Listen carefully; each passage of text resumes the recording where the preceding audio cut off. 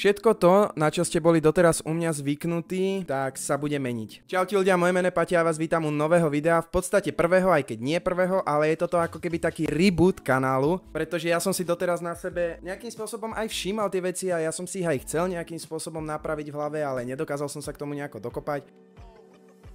Lebo som bol iba lenivé prasa, ktoré si stále hovorilo, že dobre, že však to príde, však ja sa k tomu dokopem, raz sa k tomu dostanem, lenže takto to ďalej fungovať nemôže, pokiaľ chcem so svojím životom niečo spraviť a pokiaľ chcem spraviť niečo s týmito sociálnymi sieťami, takže je na čase, aby som sa im venoval naplno a pokiaľ mi to teraz už nevíde, tak tento kanál mažem si YouTube a ja sa už v živote sociálnym sieťam venovať nebudem. Viem, že toto hovorím už asi 758.9218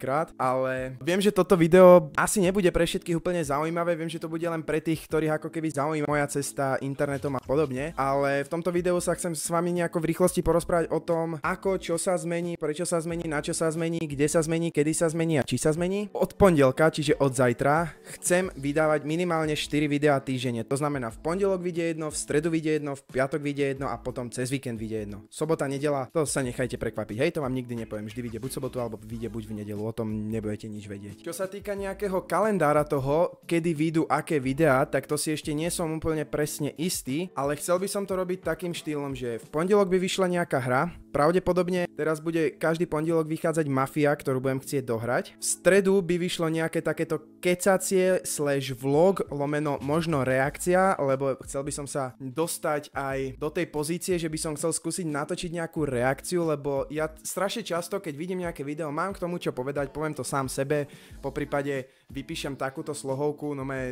celú týko bakalárnu prácu vypíšem kamarátom ohľadom toho, čo sa deje vo svete a podobne. A preto si myslím, že by možno z jednej strany bolo veľmi zaujímavé, keby som sa aj s vami o tom porozprával. Takže stredu by vychádzalo takéto vlog, lomeno kecacie, lomeno možno reakcia video, hej, možno nejaká ochutnávka, hen tam nejaký unboxing, hen tam sa potrebujem posťažovať, tam si potrebujem poplakať, zaplakať, polutujte ma, viete, a takéto, proste typické veci, čo vidíte na YouTube. Piatok by klasicky vyšla asi pravdepodobne zase hra, alebo ešte možno nejaké vlog lomeno kecacie video, to si ešte úplne presne nie som istý a cez víkend by to bolo úplne random. Cez víkend by som vám proste vydal, ja neviem, ako krmím kačice niekde pri jazere, poprípade ako kopem do lopty niekde na betónovom ihrisku v Kežmarku, alebo neviem, proste úplne nejaké random video, hej, niečo, čo ma proste napadne si natočiť. Áno, ja viem, že veľa z vás, a ja si to hovorím a už sa z toho cítim celkom debilne, že toto je vlastne 754. krát, čo sa snažím rebootnúť svoj YouTube a rebootnúť svoju obrovskú, úžasnú a nádhernú kariéru na sociálnych sieťach, lenže posledné dni som strašne premýšľal nad tým,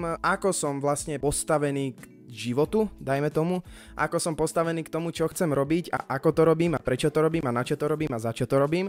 A uvedomil som si, že nikdy nebolo jednoduchšie, ale zároveň nikdy nebolo zložitejšie vystavať a postavať si nejako svoje meno na sociálnych sieťach, hej, spraviť z toho v úvodzovkách influencerské meno, aj keď toto slovo nenávidím, hej. Čiže rozhodol som sa, že proste ideme to skúsiť, lebo toto je proste niečo, čo ma baví a ja sa tomu chcem venovať, len ja sa k tomu nikdy neviem dokopať, lebo ja som asi, ja neviem, ja mám asi nejaké psychické poškodenie v hlave, že proste vždy robím hocičo iné, len nie to, čo by som mal robiť, alebo nie to, čo by som chcel robiť a ja už proste neviem, lebo však aj teraz trepem 5. cez 9. a už som sa aj zasekol, čo som chcel povedať. Keď už sa dostanete na nejaký bod, kam sa chcete dostať, tak samozrejme určite si ďalší cieľ, že sa chcete dostať niekde vyššie, ale vždy vás na tom baví najviac tá cesta, tak si tú cestu poďme spolu užiť. Pretože pokiaľ sa tomu nebudem venovať už teraz, tak ja už sa tomu nebudem venovať asi nikdy a normálne si to tu celé zmážem, vymažem, predám všetko a budem, ja neviem, teleshoppingy robiť, alebo ja neviem, testovať postele a dostávať peniaze za to, že spím na posteli a testujem ich, to by inak bolo super.